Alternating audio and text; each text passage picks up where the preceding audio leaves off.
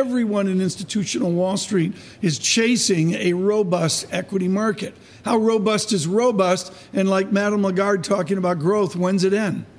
Well, as you know, Tom, this year the only market that is robust is the U.S. equity market. Yeah, but Bernstein's 120% in U.S. equities, right? Actually, no. We've been very focused on non-U.S. equities for decades and actually have recommended a meaningful weight to non-U.S. stocks for quite some time. So I think a typical investor is actually surprised that their accounts are not up more than they are because if they have non-U.S. stocks, of course, they are not feeling as flush.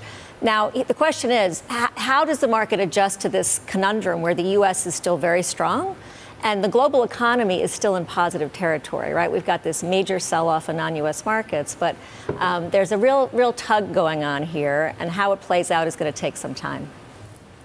But Kathy, exactly what is the impact of these higher Treasury yields on equities? Is there a direct correlation, or does it depend sector by sector? So when Chairman Powell talked about the fact that rates are still not anywhere near neutral, the market realized that rates are going up. We've been waiting for this for quite some time. We've been talking about the fact that if rates rise because the economy is strong, it should not significantly impair equity markets. In the U.S. in particular, we've got high profit margins. Things are still very good. We're very strong profit levels. But looking ahead, we all know it will not be as good. And that's why the market has sold off so much. Everybody knows the factors that have contributed to such strength for such a long period of time are indeed waning. And higher rates, of course, have caused a knee-jerk reaction to get out of emerging markets.